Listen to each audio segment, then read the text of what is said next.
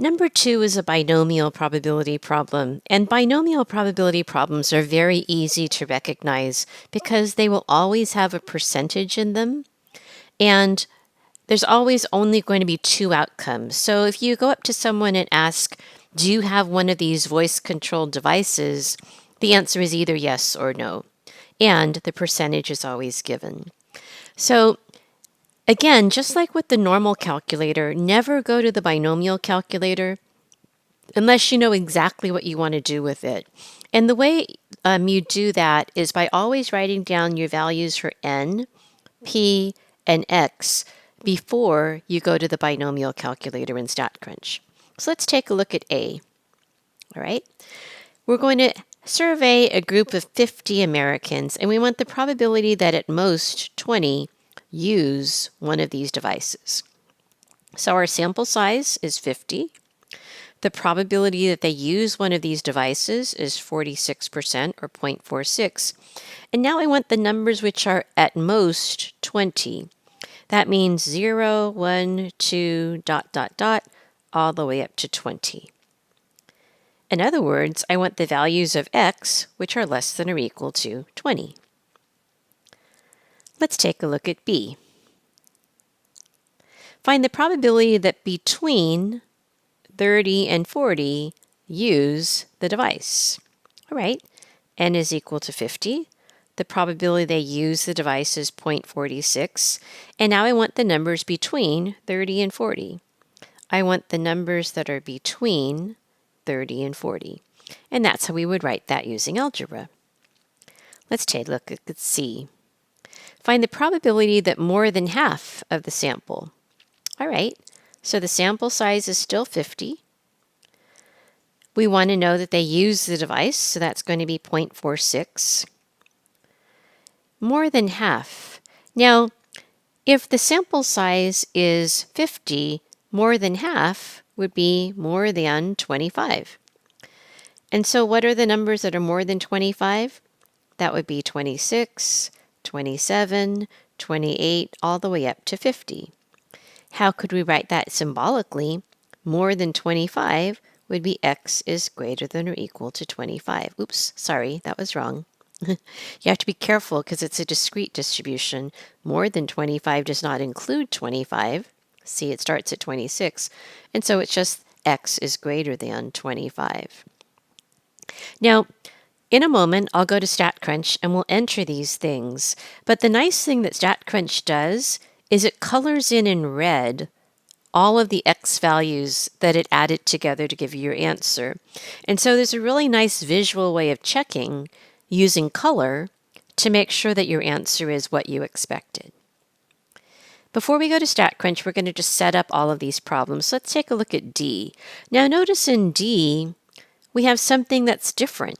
It says find the probability that more than 20, so we've encountered more than 20 before, do not use one of these devices. Okay, so here we go. Our sample size is still 50, but the probability is different. If the probability that they use one of these devices, sorry, this should be a 0.46. If the probability that they use one of these devices is 0.46, then the probability that they don't use one of these devices is 0.54, because those are complementary events. If 46% say yes, then 54% are going to say no.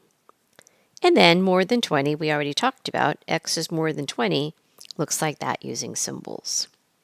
So all of these are going to be done using StatCrunch, and I'll show you that in a moment using my computer. Let's take a look at E and F. Now there are two formulas associated with the binomial probability distribution that you should make sure you have in your test notes because StatCrunch will not do these problems for you. The mean of a probability distribution that's binomial, the mean is equal to n times p, and the standard deviation of a binomial probability distribution is equal to the square root of n times p times 1 minus p. So let's take a look at E. In a group of 50 Americans, how many would we expect to use one of these devices? Well, we would expect 46% of them to use it. In other words, we're going to find the mean. Another word for the mean, remember, is the expected value. So of the 50 people, we expect 46% of them to use one of these devices. So if we do that calculation, 50 times 0.46 is 23. In F, it says find the standard deviation of the distribution. So the standard deviation is going to be equal to the square root of 50 times 0.46, that's P, times 0.54. And if you're wondering where did 0.54 come from, that's 1 minus P. In other words, 1 minus 0.46. So if we put that into a calculator, and we do the square root of 50 times 0.46 times 0.54, we get a standard deviation of 3.8.